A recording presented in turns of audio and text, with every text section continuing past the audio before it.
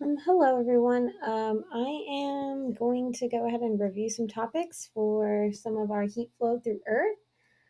We are going to go ahead and we're going to go through some of the different things that we learned this unit. Um, and we're actually going to do it through the flow chart that we talked about last class. I challenged you guys to go ahead and see if you guys could connect all of the different topics that we talked about this unit. And I'm going to do the same thing for you guys here. So, like we did in class, we are going to go ahead and we're going to start off with what we talked about, which was earthquakes in California, right? And when we talked about earthquakes, we learned that there were three types of boundaries in earthquakes, right? That could go ahead and that could cause earthquakes. So we had our convergent. And a convergent boundary is when two plates go ahead and they collide with each other. And when they collide with each other, more commonly, they will go ahead and they will form mountains. Or you can also go ahead and you can also get volcanoes that come out of this. And you can also see that there's this very specific type of convergent boundary that's called the subduction zone. And a subduction zone is when you have two plates that go ahead and collide. And as a result of their collision, right, since they're moving towards each other, right, one plate is going to go ahead and it goes under another plate, right?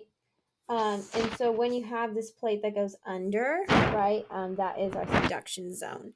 And usually the plates will order themselves based off of density. So again, right, the least dense is going to be on top, right? And then the more dense is going to sink. So very similar concept to what we've learned in density, which we will hit on in a few moments, is that anything that is more dense is going to sink, right? And anything that is less dense is going to float. The same thing happens with these plates. So say if this plate had like a 1.8 grams per milliliter, or actually centimeters cubed in this case. And this was like a 2.8, right, grams per centimeters. You would go ahead and you would see that would go ahead and that would sink, right? And this one would go ahead and remain floating. So that was one type of boundary. There's another type of boundary in which we have a divergent boundary. And a divergent boundary means that we have two plates and they are moving apart. So we see this very commonly in the mid-ocean ridges. And if we have a mid-ocean ridge, we can also go ahead and we can see the plates going ahead and growing in this case, right? So we have this growing, and very commonly in the convergent thing, you would obviously have some shrinking. So those are some of the things you see on there. Another thing that you would see is your transform boundary. So in a transform boundary, what you would have is two plates. And these two plates instead are going in opposite directions, and they go ahead and they go side by side. So in this case, in transform boundary, they are sliding past each other. And if they're sliding past each other, they are going ahead and you might see some river movements and some movements in the actual riverbeds over long periods of time. And you can also see some earthquakes that happen in that area as well as in the convergent areas. You can also see some earthquakes that happen due to those types of boundaries. Now, all of these are what we have as plate movements. Now, the plates do not move by themselves, right? So, in order to go ahead and in order to have this movement, we are going to actually have earthquakes that are caused by movement of the mantle.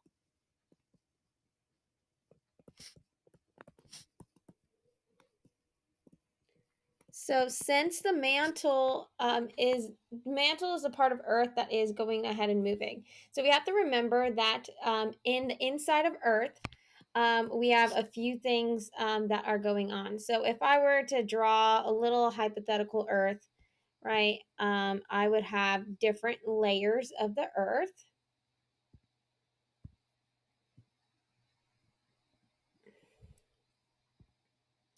So I have 3 layers of Earth that I would have on here.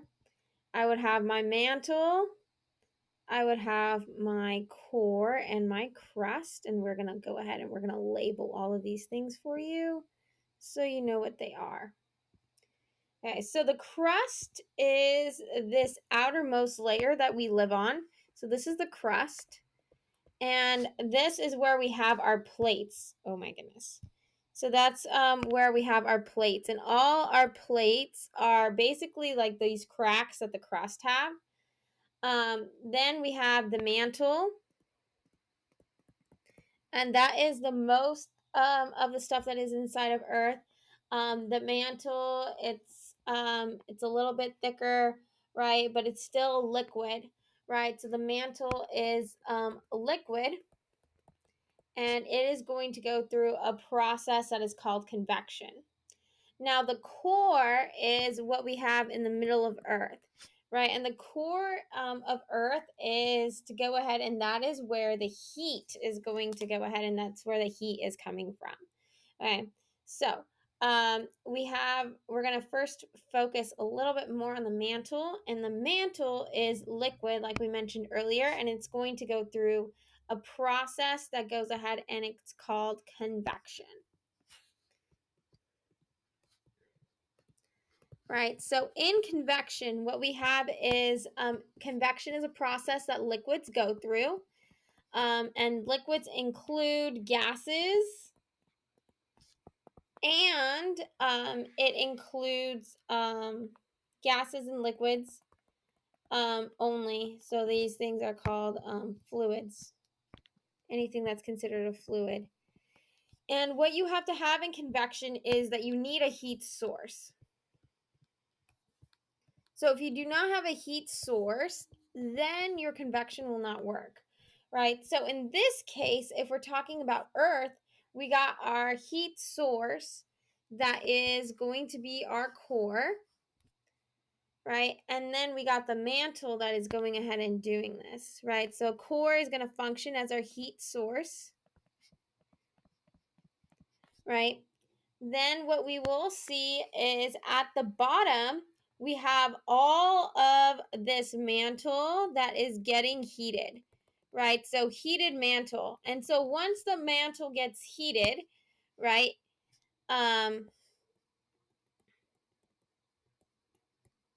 it becomes less dense. And because it becomes less dense, as we mentioned earlier, it is going to float, right? So it becomes less dense, it goes ahead and it floats. And so it goes ahead and it moves more towards the crust of Earth. So if we imagine that this is the crust, right? The core goes ahead and heats up the mantle. It goes ahead and it makes it less dense, right? Once it goes ahead and once it gets up to the surface, right? The crust, we don't really have so much heat that's happening on the crust. For the most part, the crust is cold, right? So since the crust is cold, what you will go ahead and what you will see happen here is that these molecules, right, that were once heated and once considered less dense become more dense, right? And so because they become more dense, what is going to happen is that they are going to go ahead and they're going to sink, right? So right here we have low heat. It becomes more dense, and then it is going to sink, right? And so we have all of these convection currents that are happening on the inside of Earth, right? And since all of these convection currents are happening, you will go ahead and what you will notice is that the plates are kind of going ahead and floating on this moving mantle. So since the plates are going ahead and flowing on this moving mantle, you will go ahead and you will see that the plates will go ahead and will have some of these different types of movements that we talked about earlier, which is the convergent, divergent, and transform, depending on where they end up in the convection current. So those are some of the things that you guys would see on there. Okay, so we're going to go ahead and we're going to take a deeper dive into density, um, a little bit more about temperature, and a little bit more about our core itself. Okay, so we talked about some of these things about, I mentioned two things in this. So I mentioned density and I mentioned temperature. So we're going to go ahead and we're going to look at density first. Okay, so when I talk about density, right? So I'm going to go ahead and I'm going to branch over here and I'm going to talk about density.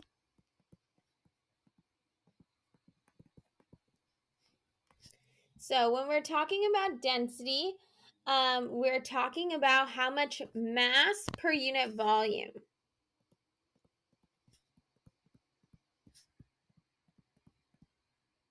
Right? So it's pretty much how much you have in a certain amount of space, right? So if I were to kind of draw two things, right? If I were to have three things on here, right? Something that is more dense is going to be something that is very tightly packed.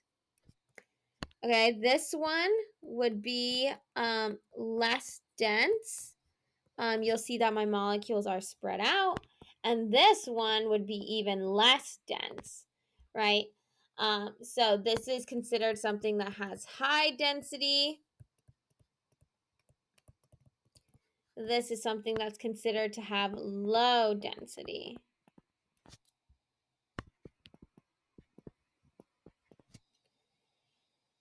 Right, so we can go ahead and we can also solve for this, and we have our equation, which is density is equal to mass over volume, which is pretty much the definition that we have on here, right?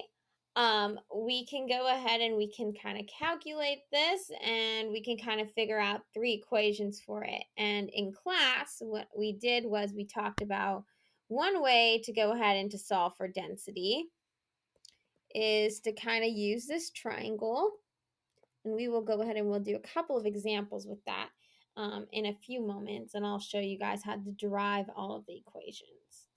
Okay, so we have these different things that we have high density and low density.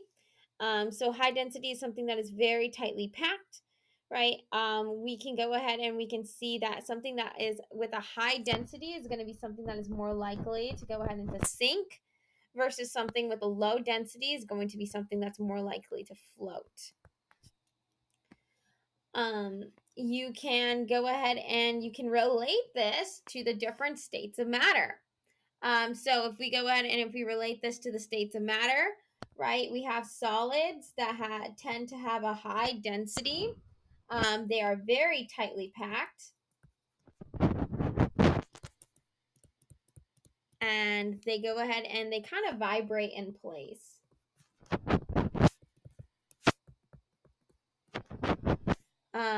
We have liquids.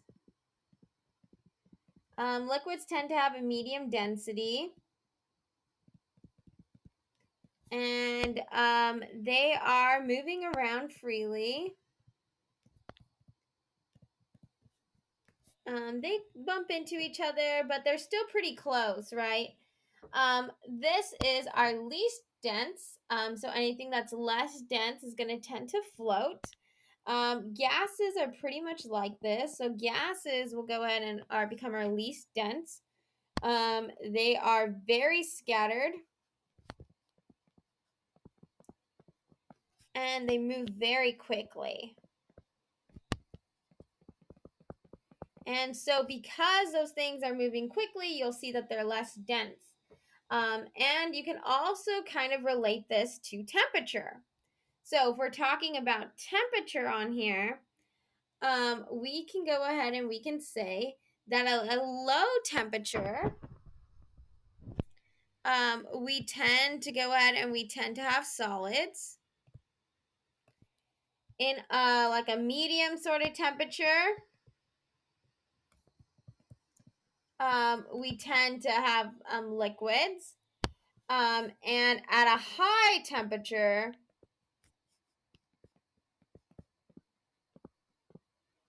we tend to have gases. So all of these things that we have, density is related to our temperature, right? Usually the lower the temperature, the more closer to a solid it is. The higher the temperature, the more close to a gas it is.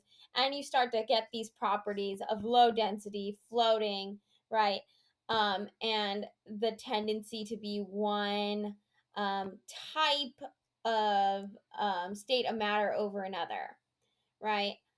So our next thing is actually calculating density, right? So density, we have D is equal to M over V. So that is the equation that we're going to look at. You can move these things algebraically. I'm going to show you how to go ahead and how to use a triangle to go ahead and to figure it out. But again, when you are solving these, make sure that your triangle is in the correct order or else it won't really work out. Okay, so for example, if I have something with a mass of, let's say, 25 grams and a density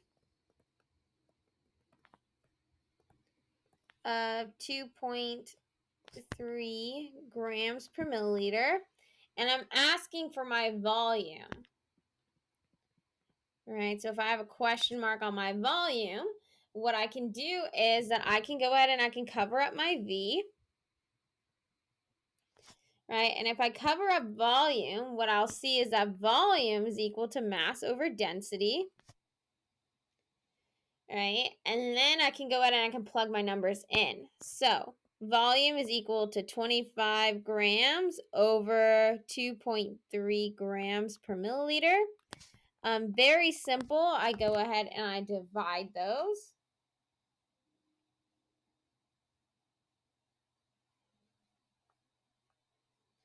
And what I should get is 10.86 milliliters.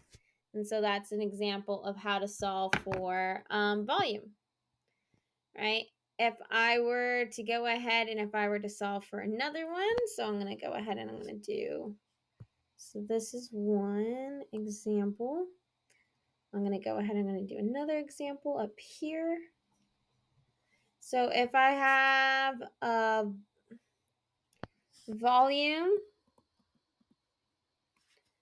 of 3.5 milliliters and a mass of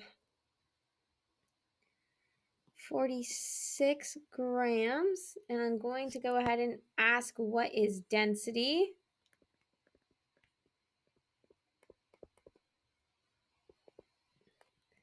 I can go ahead and I can look at my, cover this thing up, up my density. I'll see that I'm left with density is equal to mass over volume, which is exactly what my equation is. I can go ahead and I can solve for that. So density is equal to my mass, which is 46 grams, my volume, which is 3.5 milliliters. And then I can go ahead and I can plug that into my calculator. So 46 divided by 3.5, and I get 13.14 grams per milliliter. So that would be my next one on here. Then last but not least, I can go ahead and I can make one that I can solve for mass. So let me grab a different color.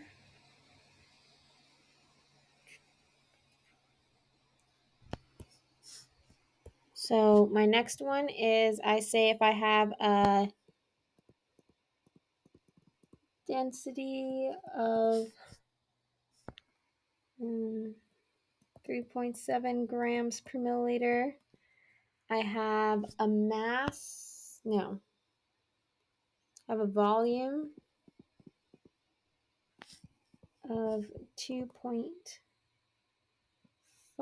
milliliters. and I want to know what my mass is, I can go ahead and I can cross out mass on here. And I get D and V that are right next to each other. So mass is equal to density times volume. I'm going to go 3.7 grams per milliliter. And then I can go my volume as 2.5 milliliters.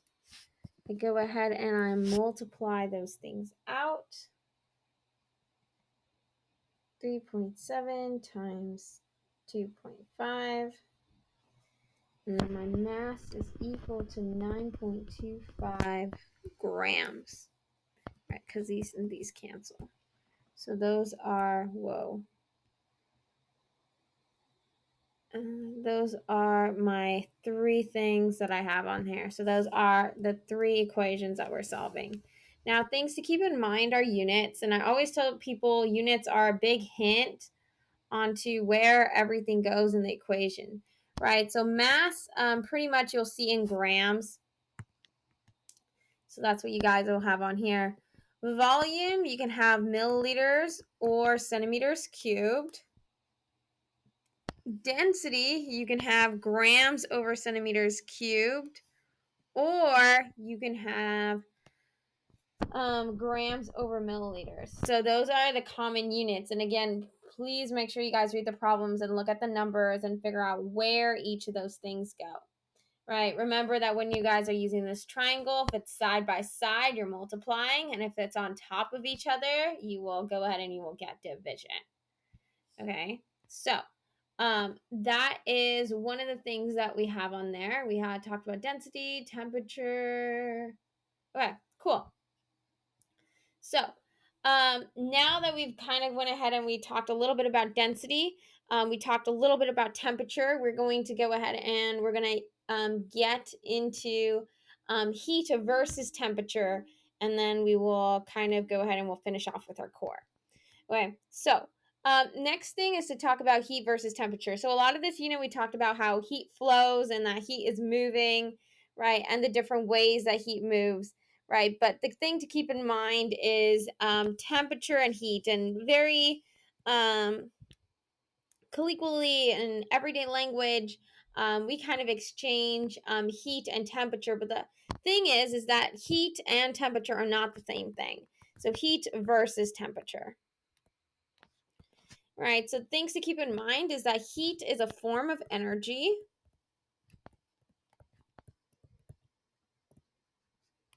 Right, and temperature is pretty much a measurement. Right, so in measuring it, we are measuring average kinetic energy. So we're measuring like the average energy that we have on there. So we have two different things. So we've been talking about heat and how heat flows, and then temperature, which is like your average, right? When we go ahead and when we're talking about these things, we also go ahead and we talk about something that is called specific heat.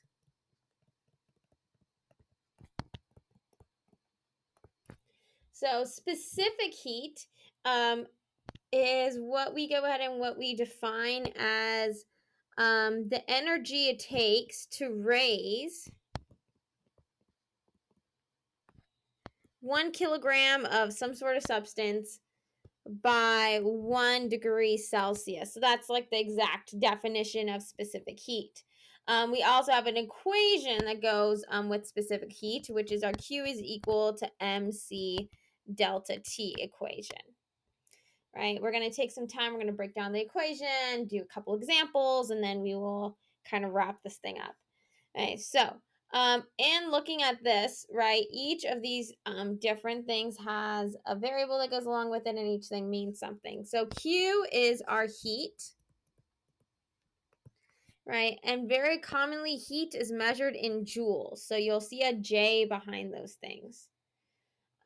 We keep M as mass, and mass you will see in grams. You will also have C, which is specific heat.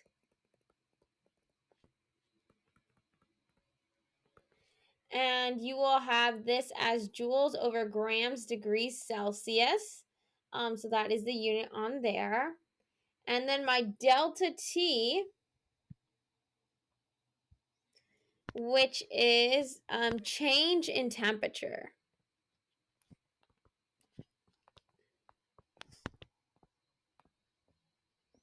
So what the triangle here means, this means change in, right? And T means temperature. So what you will have here is that you will have to get your T final, so your final temperature minus your initial temperature. So there will be times in which they give you two temperatures, and you will have to go ahead and you will have to break down those two temperatures into one temperature and then multiply these things out. So things to also keep in mind on here is that when you are looking at this whole side right here, this whole side is being multiplied together. So multiply these things. Right, so when you have your right side of your equation, you always multiply. Okay, so we're going to go ahead and we're going to try out two examples of this so that you have a good grip of what is going on. And then we will go ahead and we will go from there. So we can go ahead and we can look at a problem. When I tell you guys to look at problems, always use units as hints on what we have to go on there. So if in a problem they say that we have a mass of 20 grams, and then we have a specific heat, and we're going to use a specific heat of water of 4.186 joules over grams degrees Celsius. And then I have a temperature. I have my starting temperature of 25 degrees Celsius, and I'm going to, let's say, 45 degrees Celsius. Right, so I have to go ahead and I have to break this down. So obviously my grams is my M value. This is going to be my C value as my specific heat. And then this I'm going to have to go ahead and I'm going to break down into my delta T. So you have to remember that delta T is T final minus T initial. So what I'm going to have to do is I'm going to have to go 45 degrees Celsius minus 25 degrees Celsius. Right, and when I go ahead and when I do that, I get 20 degrees Celsius as my delta T. So that is what I'm going to use in my equation. So I'm going to be going ahead and being able to set this up. I'm going to rewrite my equation that I'm working with. And then I'm going to multiply this stuff out. So my mass is 20 grams. My C is 4.186 joules over grams degrees Celsius. And then I have my delta T as 20 degrees Celsius. And very simple on my right side, especially when they give you everything on the right side, right? Always your first step is to multiply those things out. So 20 times 4.186. And what you should get is Q is equal to, cross out my units, perfect, 1,674.4 joules. So that is what I would get as my answer, right? And again, first step is to always multiply the right side. So you can also go ahead and you can also solve for any one of these letters, so M, C, or a delta T. But it just requires an extra step. So let's go ahead and let's try another example. So say if I had, let's say if I had a mass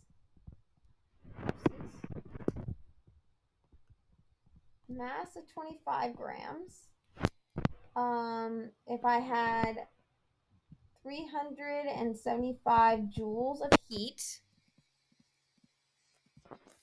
I had a specific heat of 4.186 joules over grams degrees Celsius. And again, that's the standard for water. And I am going ahead and I'm missing 2mc delta T. Okay, so I have Q is equal to mc delta T. Right, so now I'm going to go ahead and now I'm going to solve for my delta T. Right, so if I have joules of heat, that is going to be a Q. If I have mass, that is going to be my M value. Whoa. And if I have my specific heat, that is going to be my C value. And what I'm going to be solving for in this case is delta T. So I have 375 joules. I have my mass, which is 25 grams. I have my C, which is 4.186 joules over grams degrees Celsius. And then I have my delta T, which is what I'm solving for. So I'm going to leave delta T there in that equation, right? The next thing that I'm going to do is that I'm going to multiply whatever I have on the right side. So in this case, I have 25 and then I have 4.186. So I go in and I multiply that, and what I have is 104.65 joules over degrees Celsius, and that's what I have left over in my units. And then I have my delta T that is still there, and I have 375 joules on this side.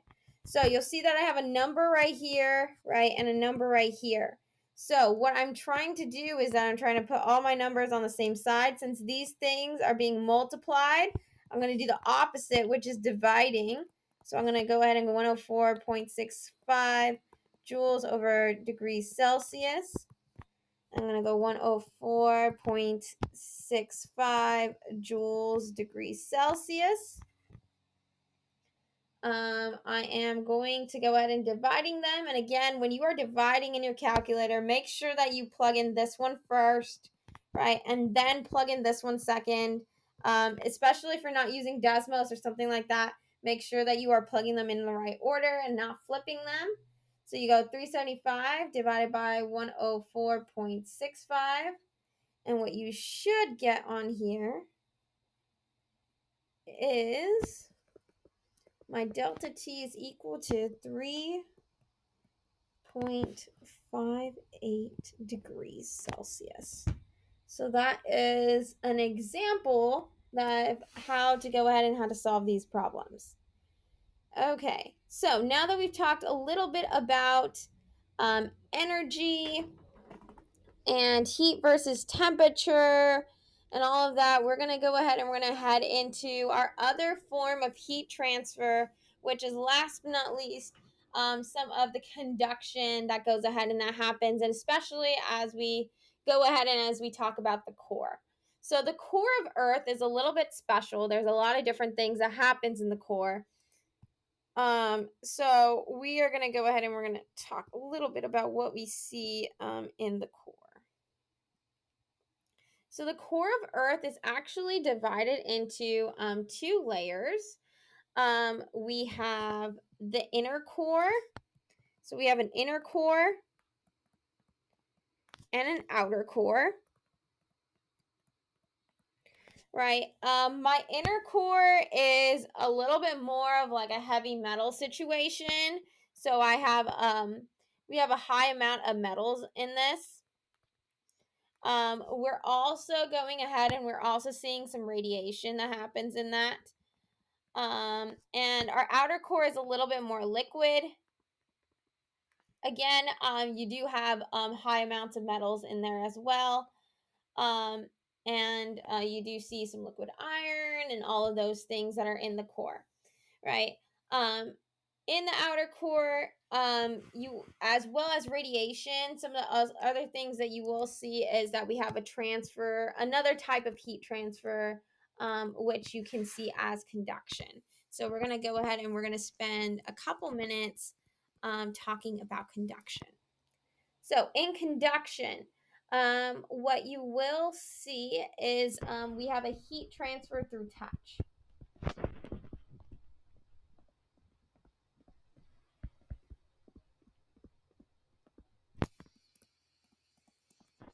So you will see that conduction really does happen in everyday life. For example, if you sit down on a seat long enough, that seat will become warm, and that's kind of a form of conduction. You can also see that if you heat up one end of a metal, it will go ahead and it will transfer down to another end of the metal, right? And it is through a process that we go ahead and what we call conduction. So if the heat source is touching, right, what will we have on here is, for example, if we have some sort of heat, right? So say if we have some sort of heat or fire that's happening on here. Ooh, I can't draw today. Right, so if we have some sort of heat source, right, and our heat is going ahead and touching this metal, what will happen is that this heat goes ahead and it causes, right, all of the different molecules in the metal to go ahead and to bump into their neighbors, right? So it goes ahead and it causes these molecules to go ahead and to start moving faster. And since they're moving fast, they go ahead and they bump into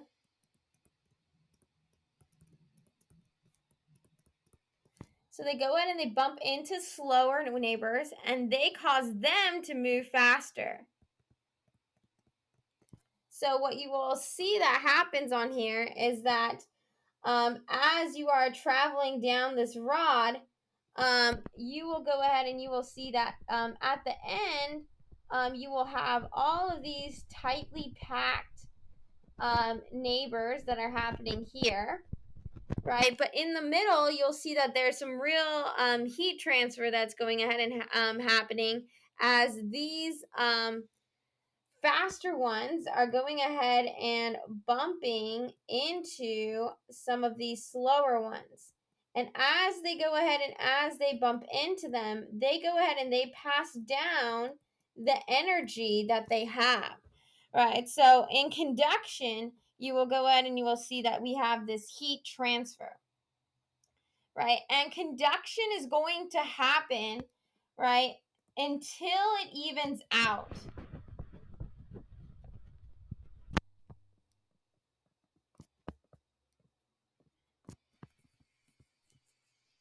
So once you get to like the two things to go ahead and to match like their temperatures, that is when your conduction will stop.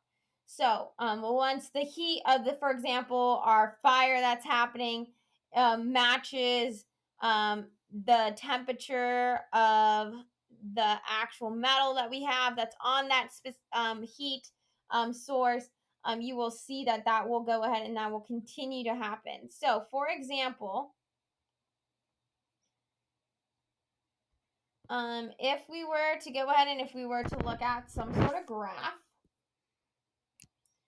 right, and say if we are looking at temperature over time,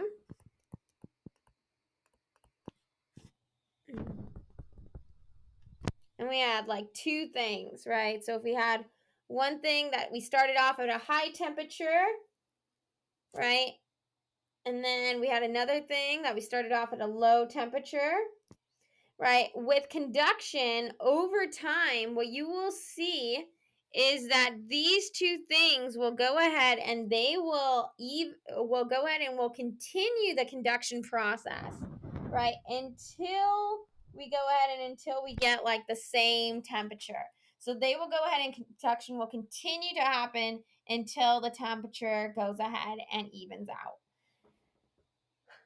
Okay, so that is what we have on here, right? Temperature continues to happen until it's even. It goes from a high temperature to a low temperature. We see that convection, conduction, radiation, density, states of matter, temperature, heat, earthquakes, right? All of these things are connected to one another, And hopefully, you guys find this helpful for your upcoming test. I will see you guys all next time.